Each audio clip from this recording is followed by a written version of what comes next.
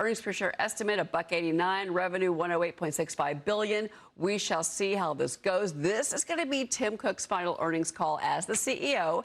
Investors, of course, are looking for the next leader in big tech in general. Our countdown closer says Apple could emerge as a surprise winner as some of its magnificent seven rivals are facing growing questions, of course, about AI capex. Let's bring in HP Wealth Chief Market Strategist Gina Martin Adams. And, that is the question, obviously. First to Apple. Look, Meta got hit because of their spending plans. The reports in Bloomberg, they're spending more, and investors are worried about that. But with Apple, what is your biggest concern as we await these numbers? Yeah, the biggest concern at Apple has been and will probably continue to be whether or not the new innovation, the product innovation, can keep up with the marketplace. Certainly, they've got a long product, sort of new product cycle that's coming out later this year and into next year that'll really test whether or not they can sort of shake off this image as being the same device coming out year after year after year and bring something new to the market. But frankly, it stands out in a really positive way in that they are increasing prices. They will likely not see too much volume slowdown as a result of those price increases. And they're not spending too much.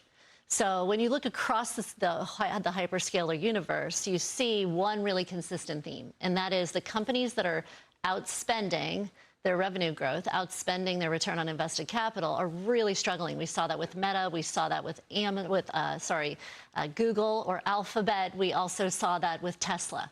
Microsoft was a standout as well. Microsoft cut back spending a little bit, started to show some return on investment, and the stock popped. So how Apple proceeds going forward, I think, will depend upon what are they spending on, and how much return on that invested capital. I wonder if Tim Cook is going to talk about price increases. He'll be asked. I just wonder how forthcoming he is going to be. He said he's going to have no choice.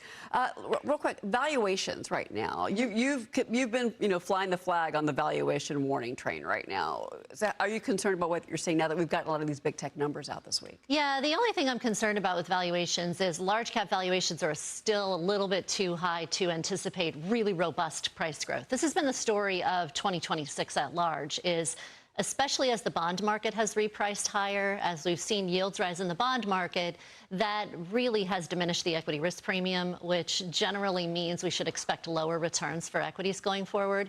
We got a couple of flags on that over the course of the May and June time period. Another flag this month suggesting, look, we should minimize our return expectations. Doesn't necessarily mean the end of the bull market, doesn't necessarily mean a whole lot other than we're not going to likely get double-digit returns out of stocks into the next 6 to 12 months. What is the bond market telling you right now, whether it's the 30-year that we're looking at right now that's at 5.2, and this is where it was the close yesterday, or even the 10-year?